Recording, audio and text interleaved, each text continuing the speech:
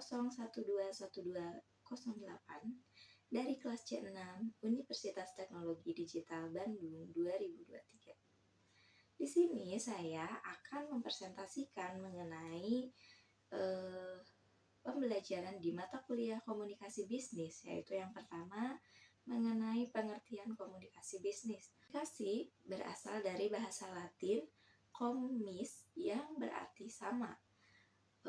Communico atau communication atau communicare yang berarti membuat sama atau make to common. Nah, secara sederhana, jadi komunikasi itu dapat berarti apabila ada kesamaan antara penyampai. Sedangkan definisi komunikasi bisnis saya mengambil dari salah satu tokoh, yaitu Rosenblatt, yang berarti beliau menyatakan bahwa komunikasi bisnis adalah suatu tindakan pertukaran ide, informasi, opini, dan sebagainya yang disampaikan secara personal maupun non-personal melalui lambang dan sinyal untuk mencapai target perusahaan, di mana dalam komunikasi itu ada beberapa unsur, diantaranya yaitu satu, ada komunikator, yang kedua ada pesan yang disampaikan, yang ketiga ada media yang digunakan, dan kemudian ada juga komunikan dan juga efek atau timbal balik dari komunikasi kita tersebut. Nah, komunikasi itu ada dua, yaitu komunikasi internal dan juga komunikasi eksternal. Komunikasi internal secara sederhana adalah komunikasi yang terjadi dilakukan oleh pihak internal atau bagian dalam anggota dalam organisasi, baik itu dilakukan secara formal maupun non-formal. Dalam perusahaan mungkin banyak sekali kegiatan sehari-hari yang kita lakukan. Hampir setiap waktu kita melakukan komunikasi dengan sesama anggota di organisasi kita tersebut.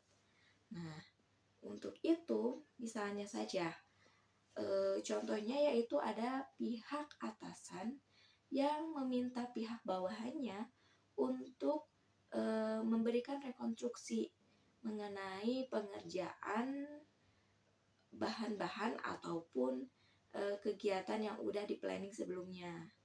Nah, komunikasi internal itu terdiri dari dua jenis, yaitu ada komunikasi personal dan juga ada komunikasi kelompok, di mana komunikasi personal itu terjadi dalam level personal atau terdiri dari dua orang di dalam organisasi tersebut.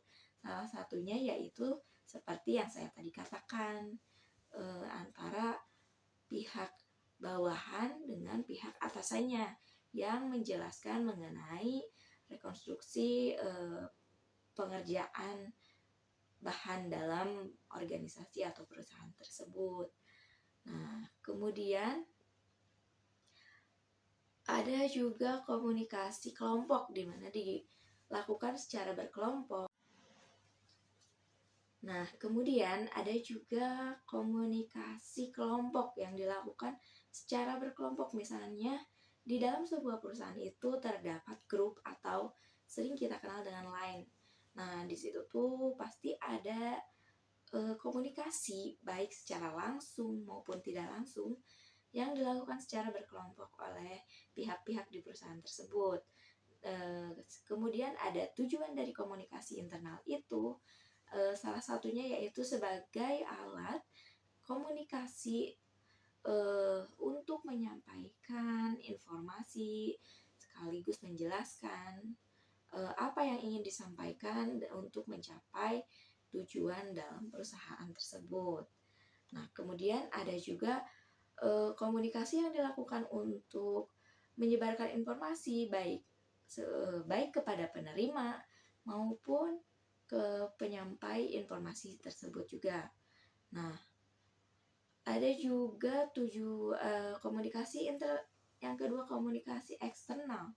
Komunikasi eksternal itu yaitu komunikasi yang dilakukan dengan pihak-pihak di luar organisasi tersebut.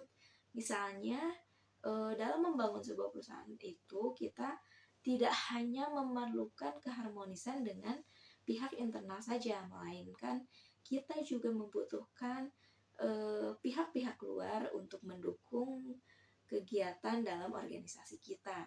Nah, setelah komunikasi yang dilakukan oleh kita itu baik dengan masyarakat, dengan pihak-pihak yang kita butuhkan, itu untuk mendapatkan nilai yang baik bagi perusahaan yang kita miliki. Nah, komunikasi eksternal itu tujuannya untuk mempunyai jalinan yang baik dengan pihak-pihak eksternal yang ada di sekitar kita. Kemudian sebagai penyambung lidah atau perantara dari pihak luar organisasi. Itu adalah beberapa tujuannya. Selain itu, kita dapat temukan bahwa komunikasi eksternal itu dapat dilakukan melalui beberapa media.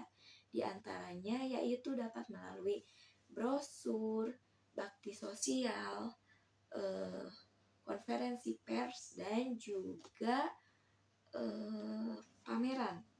Nah, selain itu kita juga bisa memberikan nilai positif kita sebagai pihak dari suatu organisasi kepada pihak luar.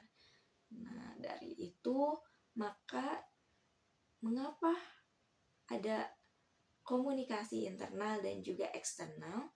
Ya karena dalam berjalannya sebuah perusahaan atau organisasi itu merupakan alat atau pendukung bagi perusahaan untuk tetap berjalan dan menjalin hubungan baik yang terutama dalam komunikasinya, yaitu memberikan dampak yang baik bagi perusahaan yang kita jalani. Nah, cukup sekian dari saya. Mohon maaf apabila ada kesalahan dalam penyampaian.